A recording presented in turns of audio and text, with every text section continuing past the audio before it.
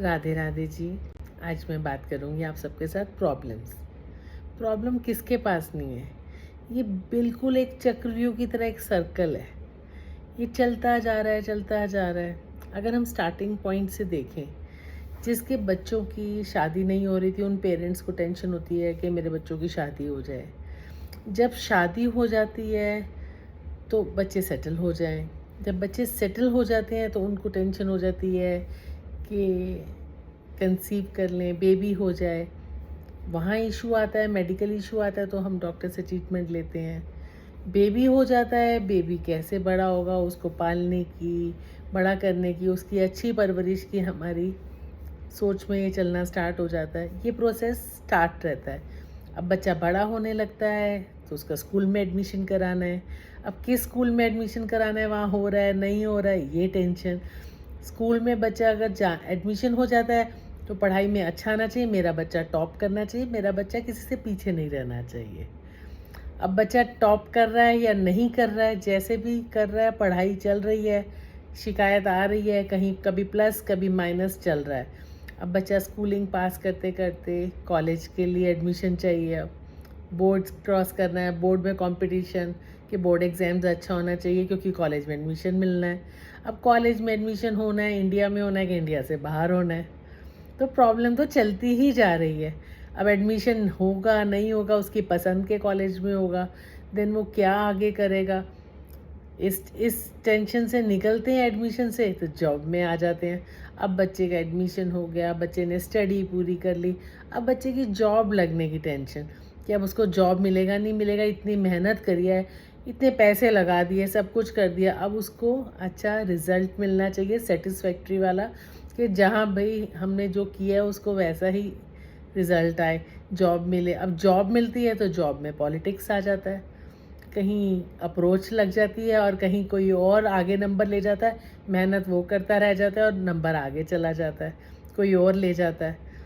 तो यहाँ से छूटते हैं तो फिर वही चक्र, जॉब में कंपटीशन, सेटल डाउन होना। अभी मैं शादी नहीं करूँगा, क्यों? क्योंकि अभी ये सब आपको क्या मिला, बच्चों की सोच बदल जाती है।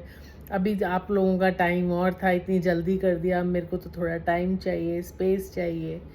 तो ये एक प्रोसेस है जो चलता है और ये हर घर की कहानी है। टीवी में सीरियल बंद हो गया कहानी घर घर की, बट एक्चुअल लाइफ में नहीं बंद हुआ। यहाँ की प्रॉब्लम से हटते हैं तो बिज़नेस प्रॉब्लम, जो बिज़नेस में जाते हैं उनको बिज़नेस का इशू है, मेरा बिज़नेस अच्छा होना चाहिए, मेरे बिज़नेस में तरक्की नहीं हो रही, उसका इशू आ जाता है। कहीं लेबर का इशू आता है, कहीं स्टाफ का इशू आ जाता है, कहीं होमली एटमॉस्फेयर का, ब्रदर ब्रदर के रिलेशनशिप में प्रॉब्लम आ जाती है, कहीं पेरेंट्स और बच्चों की ट्यूनिंग नहीं सेट होती है, वहाँ इशू आ जाता है। बहुत सारी प्रॉब्लम्स हैं लाइफ में। और अगर कहीं बच्चों की मैरिड लाइफ का इशू आ रहा है तब तो पेरेंट्स का बुरा हाल हो जाता है कि वो इतनी मेहनत करके बच्चों की शादी सेटल डाउन करते हैं और उसके बाद क्या प्रोसेस आजकल जो सबसे ज़्यादा चल रहा है, सेपरेशन, डाइवोर्स, कितनी प्रॉब्लम्स है। अब किस किस प्रॉब्लम पे डिस्कस करें। किसी ने बिज़नेस में लोन ले लिया है तो वो लोन से छुटकारा नहीं कर पा रहा, घर बिक रहे हैं। अगर घर को बचाते हैं तो काम जाता है, काम को देखते हैं तो घर जाता है। ये सारी चीज़ें कहीं ना कहीं हमारे स्टार्स के साथ कनेक्ट है। गॉड ने पहले से ही डिसाइड किया हुआ है, भगवान ने, और ये हमारे कर्मों के हिसाब से है।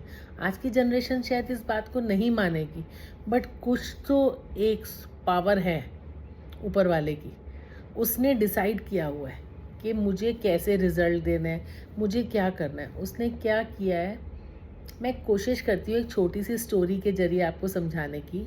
जैसे भगवान ने क्या किया है कि उसने हम सबको धरती पे छोड़ दिया, बिल्कुल फ्री बर्ड की तरह। जाओ, मैं तुम्हें आज़ाद किया, अब तुम धरती पे जाओ, अपना कर्म करो, जो तुम्हें अच्छा लग रहा है, बुरा लग रहा है, करो।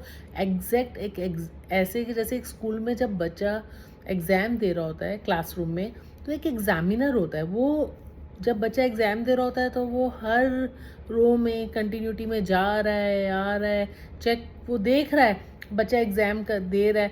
उसमें उसको कई बार पता भी लग जाता है ये आंसर गलत लिख रहा है या सही लिख रहा है, बट एग्ज़ामिनर साइलेंट मोड पे रहता है, कुछ रिप्लाई नहीं करता, अच्छा बुरा नहीं करता। वो तब बोलता है जब उसका टाइम आता है चेकिंग का, कि अब मेरा टाइम है रिजल्ट देने का।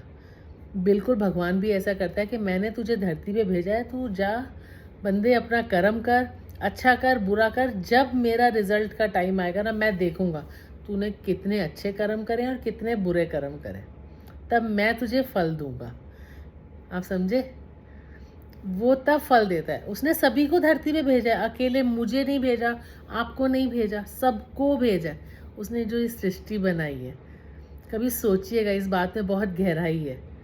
जिस तरह अगर गांव में एक कुआं है, कुएं में पानी भरने अलग अलग लोग आ रहे हैं, किसी की बेटी आ रहा है, किसी का बेटा आ रहा है, किसी की बहू आ रहा है, किसी का पति आ रहा है, किसी की माँ आ रही, किसी के पिता आ रहे हैं, सब आ रहे हैं और सबके पास बर्तन अलग अलग है। किसी के पास मटका है, किसी के पास सुराही है, कोई बाल्टी ला रहा है, कोई पतीला ला रहा है, अलग अलग बर्तन ला रहे हैं अपने अपने हिसाब से, अलग अलग लोग हैं, पर जो पानी लेके जा रहे हैं वो कुआं एक ही है। उस कुएं का जो पानी है वो एक ही है, उस पानी में कोई फ़र्क नहीं है, सिर्फ बर्तनों के खांचे में फ़र्क है। तो भगवान ने हम सबको भेजा है धरती पे, हम सब के खांचे अलग अलग हैं, एक दूसरे की शक्ल नहीं मैच करती, एक दूसरे की आदत नहीं मैच करती।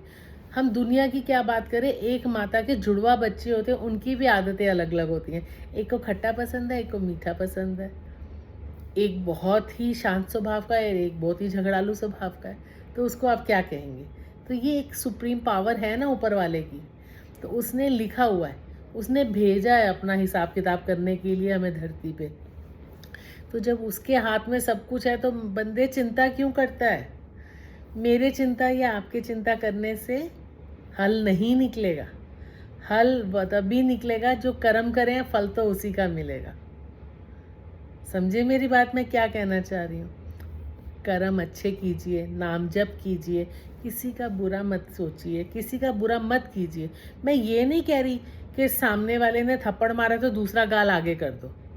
आपको राइट है बोलने का, अपने राइट के लिए बोलना चाहिए, पर हमेशा झगड़ा करके बोलना भी सही नहीं है। कोशिश कीजिए सरलता से, सहजता से समझाने की। नहीं समझ आता है तो किसी किसी बंदे को समझाने का तरीका अलग अलग होता है। भैया जिसके पास जितनी बुद्धि होगी समझ तो उतना ही पाएगा ना। और अब आप भगवान राम और हनुमान जी की जो स्टोरी है, सतयुग का तो ज़माना नहीं है कि हनुमान जी ने तो छाती फाड़ के दिखा दी कि भगवान आप मेरे अंदर बसते हैं। आपने अच्छा किया है, आप शरीफ है, पर हर किसी को प्रूफ मत कीजिए। कुछ रिजल्ट्स, कुछ कार्य ऊपर वाले के हाथ में छोड़ दीजिए। ज़रूरी नहीं है सबका खाता का हिसाब किताब आपने ही करना है। ऊपर वाला देख रहा है, बिल्कुल वैसे देख रहा है जैसे एक अंधा व्यक्ति मंदिर के लिए दर्शनों के लिए जा रहा है, भरे रेगिस्तान में रेतीली ज़मीन पे नंगे पैर दौड़े जा रहा है। सामने वाला पूछता है, भाई तू कहाँ जा रहा है बंदे, इतनी धूप में, इतनी गर्मी में कहाँ जा रहा है? कहता है मैं प्रभु के दर्शन करने जा रहा हूँ।